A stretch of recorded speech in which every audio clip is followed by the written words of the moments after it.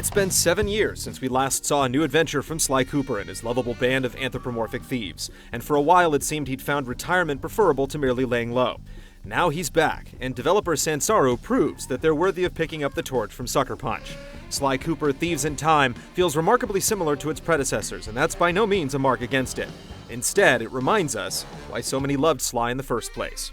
You're not gonna start wearing that mustache all the time, are you? Jealousy is such an ugly emotion, Sly. The story cleverly acknowledges Sly's long hiatus, weaving quips about being out of practice into the tutorials and focusing on how much the crew has missed their former life of crime.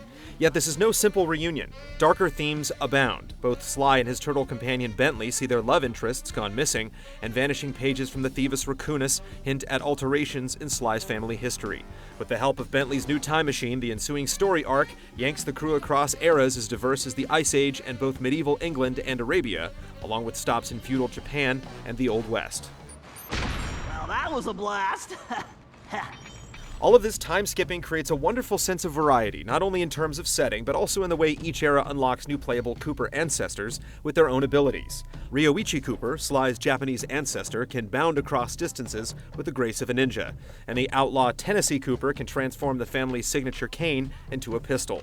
Not only are all 5 fun to play thanks to responsive controls, but they shine in Thieves in Time's presentation, which combines memorable voice work and cartoon-style imagery to create the sense that you're playing through an 80s animated series. I had a lot of explaining to do.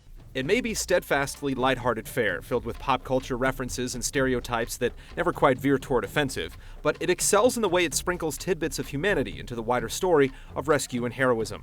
In one sequence, Bentley and his towering hippo buddy, the Murray, catch fish with a minigame to make up for the destruction of Ryoichi Cooper's sushi restaurant. In another, the Murray struggles with the realization that he's no longer the only strongman in the crew, with the lumbering Bob Cooper on the scene. Okay, Murray, you're up. The Murray is always on, Bentley!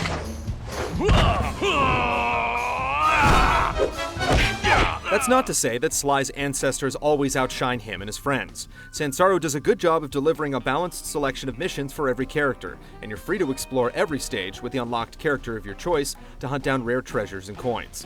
Much of the gameplay still centers around Sly, however, and his pickpocketing and stealth missions remain one of the chief attractions. In Thieves in Time, Sly's ability to use costumes from each period further enhances the gameplay, particularly in the later stages. The Murray's punching and kicking missions tend to pale in comparison, but Sansaru makes up for this simpler gameplay by placing him in outlandish situations that successfully incorporate other mechanics. Bentley the Brains has his share of wheelchair combat action, but he's most utilized in a surprisingly wide selection of minigames that usually focus on his attempts to hack into computers via side-scrolling shooters. In time, even Sly's fiery love interest, Carmelita Fox, becomes a playable character, complete with her own storyline. And the next thing I knew, I was playing cowboys and criminals. But if it's a challenge you're looking for, you'll only find it here in small doses. Checkpoints are frequent and forgiving, and a handful of the minigames, such as Bentley's attempt at sarsaparilla bartending, actually surpass the core combat in terms of sheer difficulty. What challenge there is usually occurs in the boss fights, which tend to demand perfectly timed uses of Sly's costumes. Elsewhere, a thimbleful of minor flaws mar the experience, such as repetitive photography missions and the rare instance of voice dialogue that fails to activate. Even the story sequences, which are excellent on the whole, can also drag on, and the boss fights usually come right at the moment when you've had as much of a level as you can stand. Wait until I tell the General about this. I hear he loves pork chops. Still, Sly Cooper's lightweight brand of stealth gameplay stands on its own in a world awed by Mark of the Ninja and Dishonored, and the diversity of its cartoony action at times outshines that found in the similar Ratchet & Clank games. The Vita crossover feature allows for almost seamless alternations between portable and console gameplay. In fact, the lush visuals of Thieves in Time tend to fare better on the Vita. Yet the most satisfying achievement of Thieves in Time is that this isn't a mere nostalgia trip like 2010's Sly Collection. With Thieves in Time, Sansaru has proven that there's never been a better time to join forces with Sly and his merry band. Yeehaw!